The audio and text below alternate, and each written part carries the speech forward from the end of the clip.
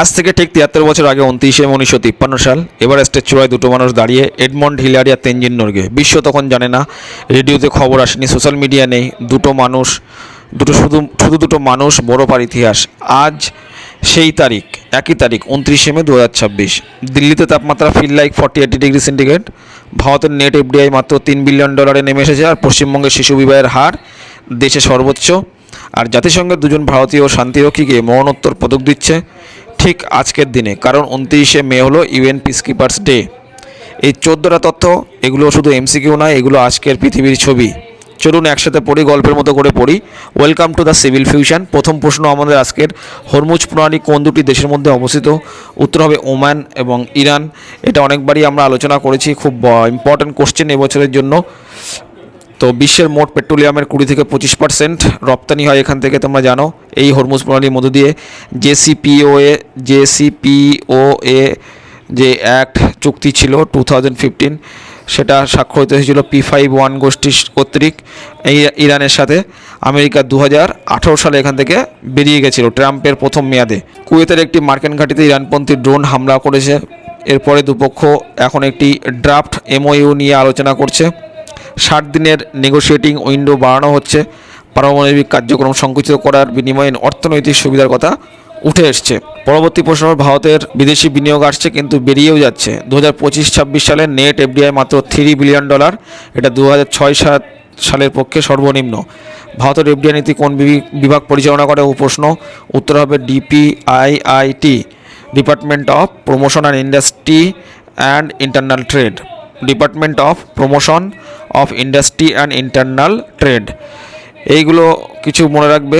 সেবি, যেটা আমরা বলি, security exchange board of India, share বাজার নিয়ন্ত্রণ করে। 1992 সালে তৈরি, মুম্বাই তার সদর শহর।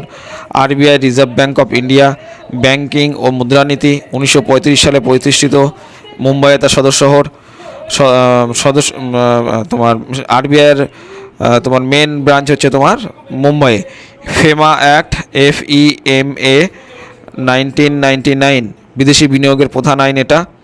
আর DPIIT এফডিআই নীতি প্রণয়ন করে। তাহলে ডি দিয়ে ডিপার্টমেন্ট, ডি দিয়ে DPIIT, এটা দিয়ে মনে রাখবে department for promotion of industry and industrial internal trade হলো। মরিশাস সিঙ্গাপুর থেকে এফডিআইয়ের প্রধান রুট কি? DTAA, মরিশাস এবং সিঙ্গাপুর থেকে এফডিআইয়ের প্রধান রুট। DTAA কারণে, মানে double taxation avoidance agreement, taxation avoidance agreement. বিকশিত ভারত 2047 লক্ষ্যে এই পতন কিন্তু একটা বড় চ্যালেঞ্জ হয়ে দাঁড়িয়েছে। NHA, ন্যাশনাল হেলথ অ্যাকাউন্টস, প্রতি বছর ভারতের স্বাস্থ্য ব্যয়ের হিসাব।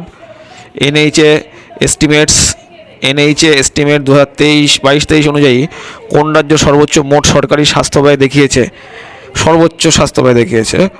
উত্তর হবে তোমার তামিলনাড়ু। ঠিক আছে, তামিলনাড়ু খরচ করেছে 33,352 কোটি টাকা। এটি মোট GAC-তে সর্বোচ্চ। আর পশ্চিমবঙ্গের জন্য মনে রাখবে কি? পশ্চিমবঙ্গের সরকারি স্বাস্থ্য ব্যয় GDP-র 8.5%। পশ্চিমবঙ্গের যা GDP, তার 8.5% হচ্ছে তোমার স্বাস্থ্য খাতে।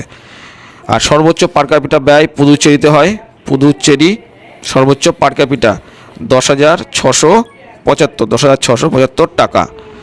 আর সর্বনিম্ন হচ্ছে মণিপুরে হচ্ছে তোমার 7,040 টাকা পার হেড। এটা হচ্ছে সর্বোচ্চ কম পার ক্যাপিটা ব্যয়। তারপর হচ্ছে ভারতের OOPE, নিজের পকেট থেকে ব্যয় 121টা আন্তর্জাতিক ডলার PPP। পাকিস্তান হচ্ছে 85, নেপাল হচ্ছে 180, আর শ্রীলঙ্কা হচ্ছে 246, চীন হচ্ছে 381 আন্তর্জাতিক ডলার। 100 আন্তর্জাতিক ডলার, পাকিস্তানের 85, নেপালে 180, শ্রীলঙ্কা 246, চীনে 381। হু বলছে মোট সরকারি বাজেটের 5% তোমার স্বাস্থ্যে বরাদ্দ হওয়া উচিত। SDG বা সাস্টেনেবল ডেভেলপমেন্ট গোল লক্ষ্যমাত্রা 3, মানে SDG 3-তে গ্লোবাল হেলথ ওয়েলবিংয়ের সাথে কিন্তু এটি খুবই ওতপ্রোতভাবে জড়িত। পরবর্তী প্রশ্ন, SRS স্ট্যাটিস্টিক্যাল রিপোর্ট 2024 অনুযায়ী পশ্চিমবঙ্গে কত শতাংশ মেয়ে 18 বছরের আগে বিবাহিত হয়? পশ্চিমবঙ্গে তার মানে শিশু বিবাহ হয়, সেটি 18 বছরের নিচে বিবাহ হলে শিশু বিবাহ, এবং সেটি কত পার্সেন্ট? উত্তর হবে কত? উত্তর হবে তোমার 6.35%। 6.35%। এবং পশ্চিমবঙ্গ দেশের শীর্ষে রাজ্যভিত্তিক তালিকা মনে রাখো, পশ্চিমবঙ্গে 6.35%। তারপর হচ্ছে তোমার ঝাড়খণ্ডে হচ্ছে তোমার 4.9%, অসমে 2.9%, বিহার ছত্তিশগড়ে 2.6%, আর জাতীয় গড় মাত্র 2.1%। সেখানে ওয়েস্ট বেঙ্গলে 6.35%, মানে অনেকটাই বেশি। আর পিসিএমএ 2006 মেয়েদের বয়স ছিল এই অ্যাক্ট অনুযায়ী 18 বছর, ছেলেদের 21 বছর, এর নিচে বিবাহ নিষিদ্ধ। পশ্চিমবঙ্গ সরকারের কন্যাশ্রী প্রকল্প, এটা কিন্তু ইউএন পুরস্কার প্রাপ্ত, 2017 সালে ইউএন পুরস্কার পেয়েছিল। এসডিজি টার্গেট 5.3, এখানে শিশু বিবাহ বাল্যবিবাহ পুরোপুরি বন্ধ করার কথা বলা হয়েছে। এসডিজি টার্গেট 5.3-তে বলা হয়েছে, সাস্টেনেবল ডেভেলপমেন্ট গোল 5.3। পরবর্তী প্রশ্ন কি? তোমার একটা বড় বছরের ছেলে চেন্নাইয়ের ইতিহাসের অন্যতম কনিষ্ঠ গ্র্যান্ডমাস্টার আসছে বিশ্ব চ্যাম্পিয়নকেও হারিয়েছে। প্রজ্ঞানন্দা নরওয়েজিয়ান ওপেন চেসে কাকে পরাজিত করে ক্লাসিক্যাল দাবায় সেকেন্ড কেরিয়ার জয় করেছেন? ঠিক আছে, মানে ছেলেটার নাম হচ্ছে প্রজ্ঞানন্দা। ইনি নরওয়েজিয়ান ওপেন চেসে কাকে পরাজিত করে ক্লাসিক্যাল দাবায় সেকেন্ড কেরিয়ার জয় করেছে? সেকেন্ড কেরিয়ার জয় পেয়েছেন। উত্তর হবে কি? তার মানে এটা হচ্ছে তোমার ফ্রেঞ্চ ওপেন, 12 বছরের ছেলে, বোঝা গেছে, দাবায় হয়েছে। এটা হচ্ছে ম্যাগনাস কার্লসেনকে হারিয়েছে।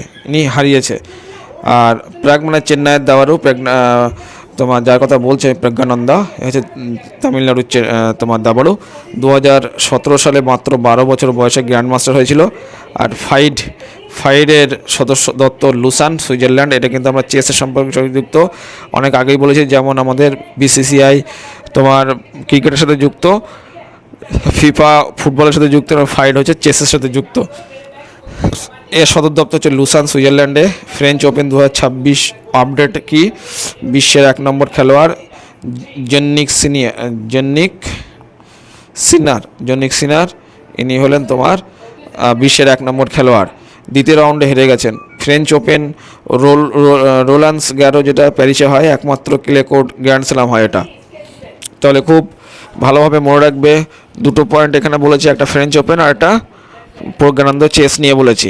প্রজ্ঞানন্দ। পরবর্তী প্রশ্ন কি আসছে? যে line of actual control Bharat ও চীনের মধ্যে লাইন অফ অ্যাকচুয়াল কন্ট্রোল দৈর্ঘ্য কত? উত্তর হবে 3488 কিমি। 3488 3488। মনে রাখবে, পরীক্ষার জন্য গুরুত্বপূর্ণ। পঞ্চশীল চুক্তি 1954 সালে হয়েছিল ভারত ও চীনের মধ্যে। গালওয়ান সংঘাত হয়েছিল জুন মাস 2020 সালে। আর 20 জন ভারতীয় সেনা এখানে শহীদ হয়েছিল গালওয়ান সংঘাতে। গালওয়ান উপত্যকা লাদাখের পূর্বাংশে অবস্থিত। এসসিও সামিট, যেটা বলা হয়, ভারত ও চীন উভয়ই এখানকার সদস্য। WMCC এর 35তম রাউন্ড বৈঠকে দুপক্ষ গঠনমূলক প্রস্তুতি নেওয়ার সিদ্ধান্ত নিয়েছে। 2025 সালে এসসিও সম্মেলনে মোদি-শি বৈঠকের পর সম্পর্ক উন্নতির সূচনা হয়েছে। এরপর হচ্ছে ভারতের শিক্ষানীতির ইতিহাস থেকে একটি গুরুত্বপূর্ণ প্রশ্ন। ভারতের 3 ভাষার সূত্র কোন কমিশন সুপারিশ করেছিল? উত্তর হবে কি? কোঠারি কমিশন 3 ভাষার জন্য সাজেশন করেছিল। রাধাকৃষ্ণন কমিশন 1948 বিশ্ববিদ্যালয় শিক্ষার জন্য পরিচিত। আর মুদালিয়ার কমিশন 1952 সালে মাধ্যমিক শিক্ষার সাথে যুক্ত। কোঠারি কমিশন, যেটা এখন বলছি, কোঠারি কমিশন 1964-66 ছিল। 3 ভাষার সূত্র সামগ্রিক শিক্ষানীতি নিয়ে বলা হয়েছিল, 3 ভাষার সূত্র। ঠিক আছে। আর যশপাল কমিটি এটা হয়েছিল 1993 সালে পাঠ্যক্রমের বোঝা কমানোর জন্য। আগে বহুত বড় ভারী সিলেবাস ছিল, যেগুলো পড়তে সময় লাগতো, মানুষের মেন্টাল ড্রেন আপ হতো, সেটাকে কমানোর জন্য, পাঠ্যক্রমের বোঝা কমানোর জন্য যশপাল কমিটি বসানো হয়েছিল।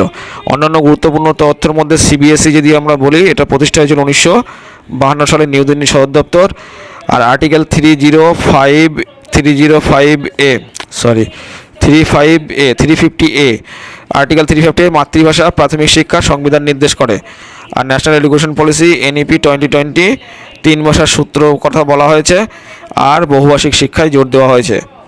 আজকের প্রেক্ষাপটে কিন্তু CBSE ক্লাস 9 থেকে 3 ভাষার কাঠামো বাধ্যতামূলক করার সিদ্ধান্ত করা হয়েছে।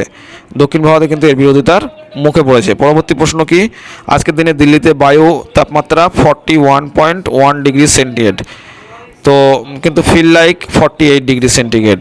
IMD যেটা Indian meteorological organisation department orange alert জারি করেছে, অরেঞ্জ অ্যালার্ট জারি করেছে, ঠিক আছে, মনে রাখবে কি অ্যালার্ট? Orange alert. IMDর সংজ্ঞা অনুযায়ী সমতল অঞ্চলে কত ডিগ্রি তাপমাত্রায় তাপপ্রবাহ ঘোষণা করা হয়? উত্তর হবে 40 ডিগ্রি। 40 ডিগ্রি বা তার বেশি হলেই তাপমাত্রা, তাকে বলা হয় হিট ওয়েভ। সমতল অঞ্চলে 40 ডিগ্রি বা তার বেশি হলে, পাহাড়ি অঞ্চলে আবার এটা 30 ডিগ্রি বেশি হলে কিন্তু সেটাকে আবার বলা হয় তোমার তাপপ্রবাহ হচ্ছে বা হিট ওয়েভ হচ্ছে। আর IMD সম্পর্কে তথ্য 1875 সালে তৈরি হয়েছিল, অনেকবার বলেছি। এর সদর দপ্তর দিল্লিতে। AQI স্কেল 0 থেকে 50 হলে যে এয়ার কোয়ালিটি ইন্ডেক্স বা AQI ইন্ডেক্স 0 থেকে 50 হলে গুড, আর 51 থেকে 100 হলে স্যাটিসফ্যাক্টরি, তারপর 101 থেকে 200 হলে মডারেট, আর 201 থেকে 300 হলে পুয়ার, মনে থাকবে। আর পালম স্টেশনের 60 কিমি পার ঘন্টা বায়ু রেকর্ড, ঠিক আছে, পালাম স্টেশন 60 কিমি পার ঘন্টা বেগে বায়ু রেকর্ড করেছে। পশ্চিমী ঝঞ্ঝার প্রভাবে তাপমাত্রা এখন 11 ডিগ্রি কমে বৃষ্টির সম্ভাবনা রয়েছে। জলবায়ু পরিবর্তনের কারণে তাপপ্রবাহের তীব্রতা IPCC রিপোর্টের সাথে সংযোগ করা হয়েছে। পরবর্তী প্রশ্ন আমরা দেখব, এভারেস্টের চূড়ায় পৌঁছেছিলেন 29শে মে। 73 বছর আগে এই দিনে প্রথমবার মানুষ এভারেস্টে পৌঁছেছিল। আর 2026 সালের মাত্র 9 ঘন্টা 55 মিনিটে সেই চূড়ায় স্পর্শ করলো টাইলার অ্যান্ড্রিউজ।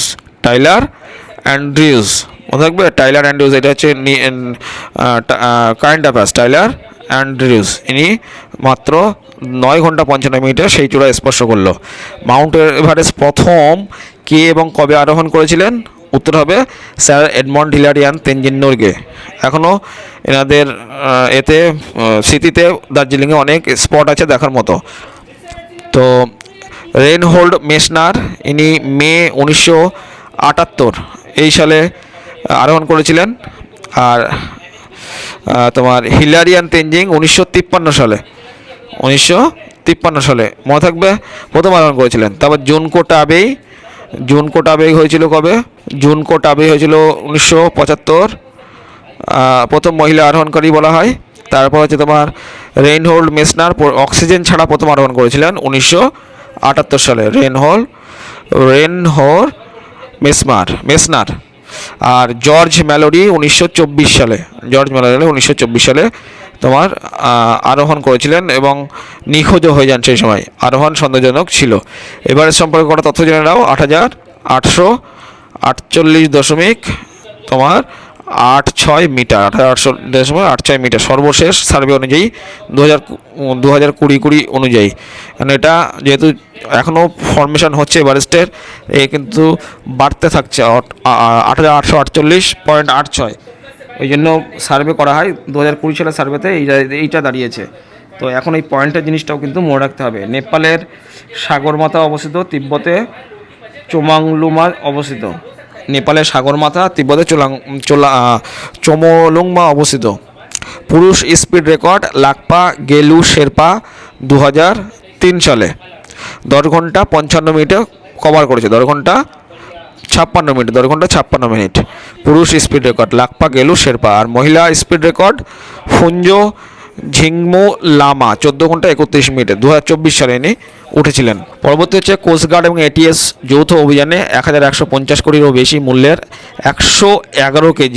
121 কেজি তোমার কোকেন উদ্ধার করেছে। একটি কার্গো জাহাজ 7টি দেশ এবং 23টি বন্দর পেরিয়ে ভারতের জলসীমায় আসে। ভারতের ইতিহাসে কিন্তু এটা বৃহত্তম। এখন প্রশ্ন হলো, ভারতে মাদক পাচার বিরোধী মূল আইন কোনটি? ভারতে মাদক পাচার বিরোধী মূল আইন হলো NDPS Act 1985। NDPS এর ফুল ফর্ম কি? Narcotic drug psychotropic substance.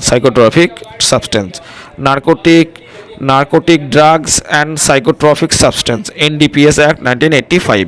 মনে থাকবে 4টি আইন আলাদা আলাদা করে বোঝো। NDPS অ্যাক্ট মাদক পাচারের জন্য, PMLA অ্যাক্ট তোমার মানি লন্ডারিংয়ের জন্য, আর coast guard act 1978 coast guard পরিচালনা করা হয়, আর IPC সেকশন 376 এর মাধ্যমে ধর্ষণ সংক্রান্ত বিচার করা হয়। অন্যান্য তথ্যের মধ্যে জেনে নাও, ইন্ডিয়ান কোস্ট গার্ড প্রতিষ্ঠিত হয়েছিল 1977 সালে। UNODC এর সদর দপ্তর ভিয়েনা। তারপর হচ্ছে তোমার ভারতের সাগর নীতি, এর ফুল ফর্ম হলো security of growth and all in the region, security for growth for all in the region, security for growth all in the region, এ হলো সাগরের full form, security and growth for all in the region. ঠিক আছে, পরবর্তী current affairs কী আছে? Hormuz প্রণালী সংকট এবং লোহিত সাগরের পরিস্থিতি, এই দুটোই ভারতের সারের দাম বাড়াচ্ছে। DAPর দাম গত বছরের তুলনায় 60% বৃদ্ধি পেয়েছে। প্রশ্ন হলো, ভারতের সর্বাধিক সার কোনটি এবং যার সর্বাধিক ব্যবহৃত সার কোনটি এবং যার দাম সরকার নিয়ন্ত্রণ করে? উত্তর হবে ইউরিয়া সবচেয়ে বেশি ব্যবহার করা হয়। তাহলে ভারতের সর্বাধিক ব্যবহৃত সার ইউরিয়া। ঠিক আছে, ইউরিয়া ভারতের সবচেয়ে বেশি ব্যবহৃত সার, দাম সরকার নিয়ন্ত্রণ করে, এবং ইউরিয়া হচ্ছে নাইট্রোজেন সার আর সরকারি নিয়ন্ত্রণ মূল্য করে। DAP হলো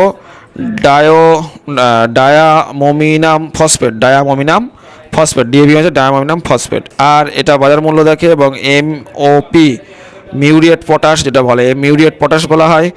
আর SSP হচ্ছে সিঙ্গেল সুপার ফসফেট, কিন্তু বেশি ব্যবহার হয় ইউরিয়া নাইট্রোজেন সারের যেটা। আর নীতিগত তথ্য কিছু মনে রাখো, সার ভর্তুকি DBT বা ডিরেক্ট বেনিফিট ট্রান্সফার পদ্ধতিতে সার ভর্তুকি দেওয়া হয়। PM প্রণাম এটা বিকল্প সারের ব্যবহার বাড়ানোর প্রকল্প। সরকারের সার ভর্তুকি বাজেট 1.7 লাখ কোটি থেকে সম্ভাব্য 3.8 লাখ কোটিতে পৌঁছতে পারে। মনে থাকবে। এরপরে হচ্ছে পরবর্তী প্রশ্ন তোমার, ভারতের সংবিধানে কতটি তফসিল স্বীকৃত এবং কতটি তফসিলে আছে, কোন তফসিলে আছে, কটা ভাষা আছে এবং কোন তফসিলে আছে? উত্তর 22টি ভাষা, অষ্টম তফসিল, 22টি ভাষা অষ্টম শিডিউল এইখানে আছে। উনি 91 বছর বয়সে ভোপালে প্রয়াত হলেন বিখ্যাত উর্দু কবি বশির বদর। মনে রাখবে নাম, খুব ইম্পর্টেন্ট এই কোশ্চেনগুলো। 91 বছর, আশা ভোসলে মারা গেছিল এবছর। 91 বছর বয়সে ভোপালে প্রয়াত হলেন বিখ্যাত উর্দু কবি বশির বদর, ভোপালে, মধ্যপ্রদেশ ভোপাল। লতা মঙ্গেশকর তার কবিতা গেয়েছিলেন। পদ্মশ্রী এবং উত্তরপ্রদেশ উর্দু একাডেমি পুরস্কারে তিনি ভূষিত হয়েছিলেন। তাহলে প্রশ্ন আর অ্যান্সার আমরা পেয়ে গেলাম। আর অষ্টম তফসিলে 22টি ভাষা আছে, 8=22 উর্দুর এই 22টি তফসিল ভাষার একটি অংশ। সাহিত্য একাডেমি প্রতিষ্ঠিত হয়েছিল 1954 সালে এবং এর দপ্তর হচ্ছে নিউ দিল্লি সাহিত্য একাডেমি, মনে থাকবে।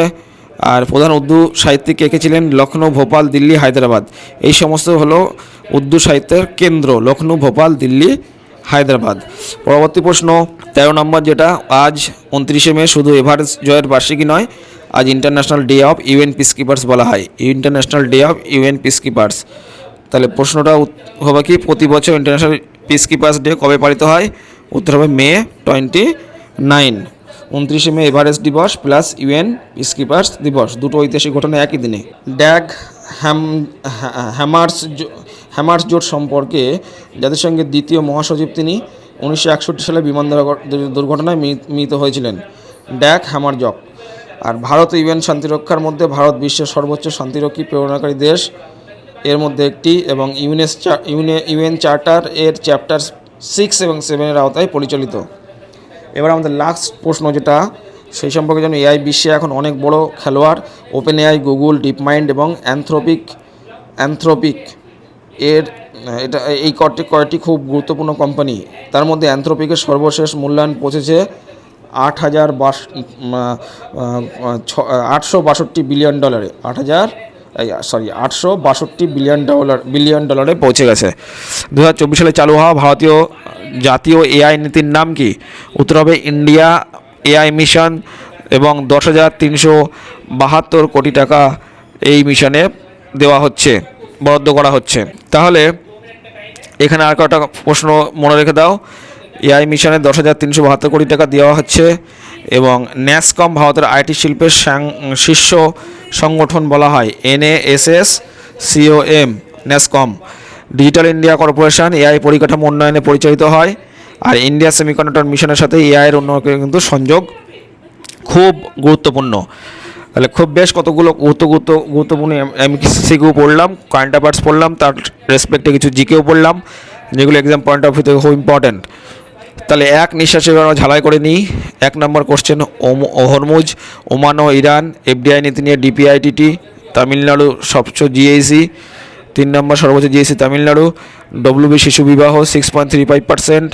নরওয়েজিয়ান চেস জিতেছে ম্যাগনাস কার্লসনকে হারিয়ে প্রাগ। এলএসির দৈর্ঘ্য 3,488 kilometre. Line of actual control যেটা বলা হয়, 3 ভাষার সূত্র করেছিল কোঠারি মিশন 1964 সাল। হিটওয়েভের সীমা 40 ডিগ্রি সেন্টিগ্রেড। এভারেস্টে প্রথম হিলারি অ্যান্ড তেনজিনিয়ার করেছিলেন 29 মে 1953 সাল। আর মাদক আইন বা এনডিপিএস অ্যাক্ট 1985। সর্বাধিক সার ইউরিয়া ব্যবহৃত হয়। তফসিল ভাষা 22টি, 8ম তফসিলে রাখা হয়েছে। 13 নম্বর কোশ্চেন হচ্ছে ইউএন পিসকিপার্স ডে 29 মে। আর ইন্ডিয়া এই মিশনে এআই মিশনে 10,372 কোটি টাকা বরাদ্দ করা হয়েছে, 372 কোটি টাকা। আজ 29 মে 73 বছর আগে হিলারি আর তেনজিনের পৃথিবীর সর্বোচ্চ চূড়া জয় করেছিলেন। তারাও একদিন শূন্য থেকে শুরু করেছিলেন। তোমার ডব্লিউএস এর যাত্রাও সেরকম, প্রতিটি প্রশ্নের উত্তর জানা একটা পদক্ষেপ, প্রতিদিন পড়া, একটু একটু করে উচ্চতা অর্জন করা। আজকের এই 14টা প্রশ্ন মনে রইল তো? চলুন আগামীকালও দেখা হোক এবং সিভিল ফিউশনের সাথে যুক্ত থাকুন। ভিডিও ভালো লাগলে অবশ্যই লাইক, শেয়ার, সাবস্ক্রিপশন করবেন। যদি কোনো ফিডব্যাক থাকে অবশ্যই কমেন্টে জানাবেন। আজকে এ পর্যন্তই, দেখা হচ্ছে আগামী ভিডিওতে।